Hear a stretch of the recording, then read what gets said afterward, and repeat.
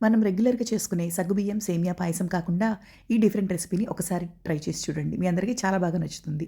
దానికోసం ముందుగా ఒక బౌల్‌లో ఒక గ్లాస్ వాటర్ తీసుకొని, అందులో ఇలా జల్లెడ గిన్నె ఒకటి పెట్టేసుకొని, అందులో అరటిపండ్లు వేస్తున్నానండి. అరటిపండ్లు ఒక 4 తీసుకుంటున్నాను. ఈ 4 అరటిపండ్లని ఒక 5 నిమిషాల పాటు మీడియం ఫ్లేమ్‌లో మగ్గనిద్దాం. ఈలోపు నేను ఫ్రెష్ కొబ్బరి తీసుకుంటున్నాను. ఇది ఒక కాయ అండి. ఇందులో కొంచెం చిన్న చిన్న ముక్కలుగా కట్ చేసుకొని పక్కన పెట్టేసుకుంటున్నాను. మిగిలిన కొబ్బరిని మిక్సీలో వేసేసుకొని బాగా మెత్తగా పేస్ట్ చేసుకోవాలి. ఎందుకంటే ఈ కొబ్బరిలో నుంచి నేను కొబ్బరి పాలు తీసుకుంటున్నాను కాబట్టి. చూడండి, మిక్సీ పట్టుకున్న తర్వాత నేను జల్లెడ గరిటెలో వేసుకొని కొబ్బరిలో నుంచి పాలు ఎక్స్ట్రాక్ట్ చేస్తున్నాను. ఇలా మొత్తం పాలు తీసుకున్న తర్వాత ఈ మిగిలిన కొబ్బరిని ఇంకొకసారి మిక్సీ జార్‌లో వేసుకొని కొద్దిగా వాటర్ యాడ్ చేసుకొని మిగిలిన పాలను కూడా తీసేసుకుందాం. ఇలా పచ్చి కొబ్బరిలో ఉన్న పాలను మొత్తం తీసేసుకొని పక్కన పెట్టేసుకుంటున్నానండి. ఈలోపు మనం పొయ్యి మీద పెట్టుకున్న అరటిపండ్లు కూడా చక్కగా మగ్గిపోయాయి చూడండి. ఒక 5 మినిట్స్ మీడియం ఫ్లేమ్‌లో అరటిపళ్ళు మగ్గిపోయాయి. ఇప్పుడు వీటిని స్టవ్ ఆఫ్ చేసేసుకొని పక్కన పెట్టేసుకుందాం.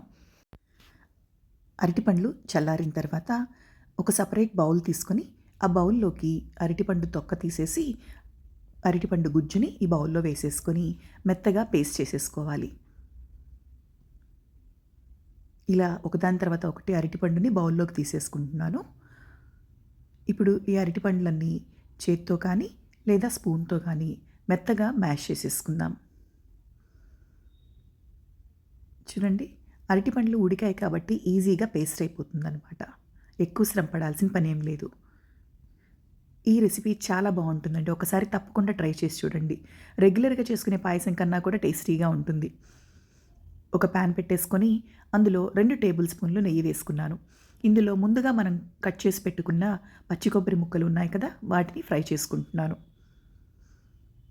ఇవి కొద్దిగా ఫ్రై అయిన తర్వాత ఇందులో డ్రై ఫ్రూట్స్ మీకు నచ్చినవి యాడ్ చేసుకోవచ్చు. నేను బాదాంని సన్నగా కట్ చేసి వేసుకుంటున్నాను.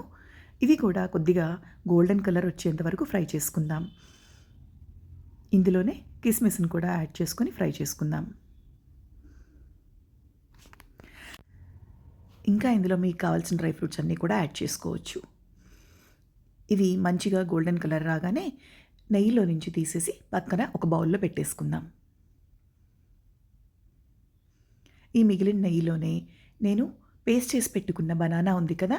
అది కూడా యాడ్ చేసుకొని ఒక 5 మినిట్స్ పాటు ఫ్రై చేసుకుందామండి. బనానా బాయిల్ చేయడం వల్ల దీనికి ఒక యూనిక్ టేస్ట్ వస్తుందండి. మనం రెగ్యులర్‌గా చేసుకునే సేమియా, సగ్గుబియ్యం ఇలాంటి పాయసం కన్నా కూడా ఈ పాయసం చాలా చాలా టేస్టీగా ఉంటుంది. ఒకసారి తప్పకుండా ట్రై చేసి చూడండి. ఇంట్లో వాళ్ళందరూ తప్పకుండా మెచ్చుకుంటారు ఈ రెసిపీతోటి. చూడండి, అరటిపండు నెయ్యిలో చక్కగా ఫ్రై చేసుకుందాం. చూడండి, నెయ్యినంతా కూడా బనానా చక్కగా అబ్జర్వ్ చేసుకుంది కదా! బాండీకి అంటుకోకుండా చక్కగా వచ్చేస్తుంది. ఇందులో నేనిప్పుడు బెల్లం యాడ్ చేసుకుంటున్నానండి తీపి కోసం. నాకు 4 బనానాస్‌కి 200 గ్రామ్స్ బెల్లం కట్ చేసి వేసుకున్నాను. ఈ బెల్లం అంతా కూడా అరటిపండు గుజ్జులో చక్కగా కలిసిపోయేలాగా కలుపుకుందాం. వేడయ్యే కొద్దీ బెల్లం కూడా కలిసిపోతుందండి, కరిగిపోతుంది కూడా కదా! చూడండి, బనానాలో బెల్లం కూడా మిక్స్ అయిపోయింది. ఇలా ఒక 5 మినిట్స్ లో ఫ్లేమ్‌లో అంతా కలిసేలాగా బాగా కలుపుకుందాం. కొద్దిగా ఫ్రై అవ్వనిద్దాం. ఇందులో ఇప్పుడు కొబ్బరి పాలు ఉన్నాయి కదా! మనం ముందుగా ఎక్స్ట్రాక్ట్ చేసుకున్న కొబ్బరి పాలను కూడా ఇందులో యాడ్ చేసేసుకుంటున్నాను.